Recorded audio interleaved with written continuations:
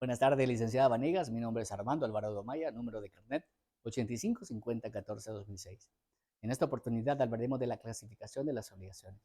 Para esto vamos a definir a la obligación civil como la relación jurídica por virtud de la cual un sujeto llamado deudor queda vinculado jurídicamente respecto de otro sujeto llamado acreedor a realizar una conducta que puede consentir en un dar, en un hacer o en un no hacer.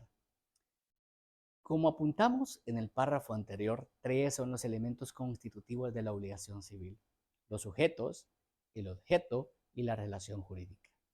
Los sujetos de la relación jurídica, obligaciones, son el acreedor y el deudor.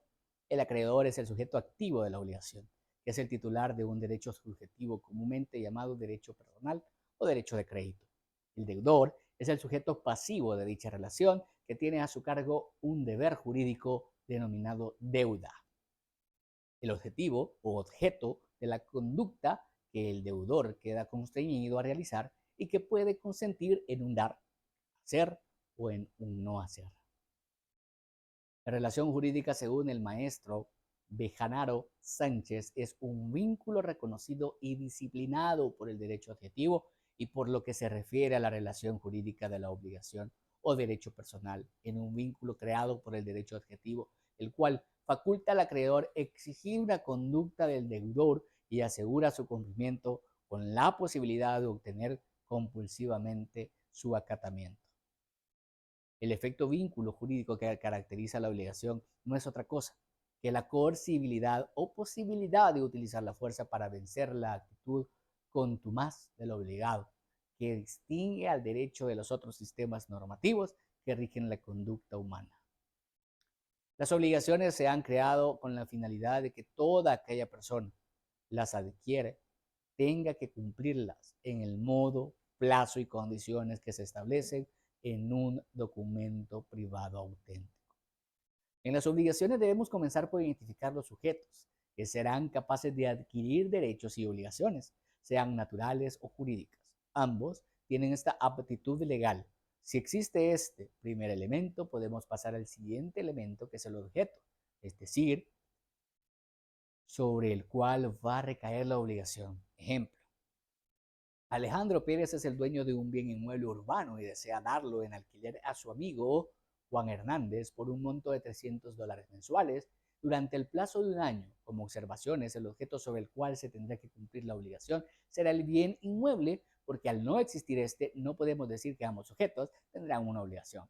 El objeto esencial para que pueda darse validez a un contrato como último elemento, podemos decir que es la relación jurídica a que nos referimos con ello, pues no es más que poder adaptar la figura jurídica de las partes que están sometidas para poder decir que es un contrato de arrendamiento o de compraventa de vehículo automotor, entre otros más. Los tres elementos que llevan un hilo los une al no existir uno de ellos. Estamos incumpliendo un ciclo de existencia legal de la obligación. Todas las obligaciones tienen sujetos y objeto para poder identificar cuál será la relación jurídica. Nuestro Código Civil establece en el artículo 1341 que las obligaciones son civiles o meramente naturales civiles. Son aquellas que dan derechos para exigir su cumplimiento naturales, las que no confieren derecho para exigir su cumplimiento, pero que cumplidas autorizan para retener lo que se ha dado o pagado en razón de ellas. Tales son las contraídas por personas que, teniendo suficiente juicio de discernimiento, son, sin embargo, incapaces de obligarse según las leyes, como por ejemplo los menores adultos inhabilitados por la ley. Sobre ello, entendemos que las obligaciones civiles son exigibles con tutela jurídica, ya que están amparadas y protegidas bajo la existencia legal, mientras que las obligaciones naturales son empíricas y de modo que hacerlas comprobar es por medio de los aspectos que las rodean al momento que se han ejecutado. Un ejemplo más es al realizarse un contrato de arrendamiento del bien inmueble.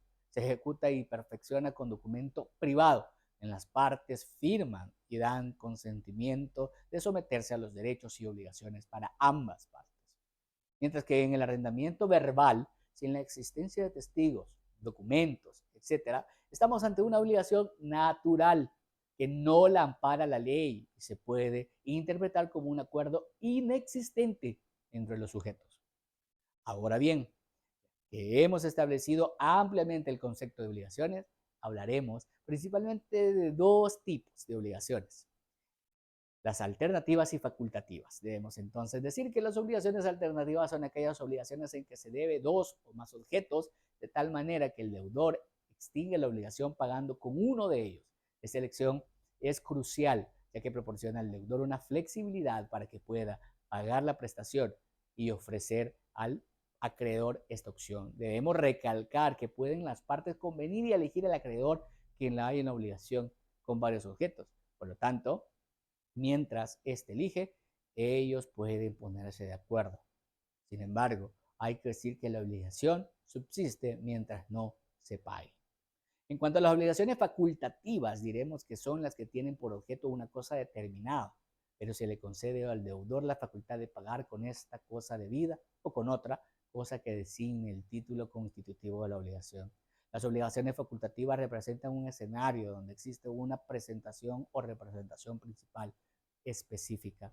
Tiene derecho a cambiar esta. Un ejemplo, un deudor comprometido a pagar un carro marca Nissan, a menos que prefiera dar en su lugar $3,000. Es importante distinguir algunas diferencias de las obligaciones alternativas y facultativas, tales como la obligación alternativa, que tiene por objeto una prestación de varias, que son independientes y distintas. Es aquí el deudor que está obligado a cumplir una sola de ellas, mientras que en las facultativas, esa tiene la obligación principal y otra accesoria. En este caso, el acreedor solo puede exigir la principal, pero el lector puede librarse de la obligación pagando la accesoria. Es así como hemos definido algunos conceptos importantes de las obligaciones y sus características, basándonos en nuestro ordenamiento jurídico y en nuestro Código Civil. Agradezco su atención. Muchas gracias. Buen día.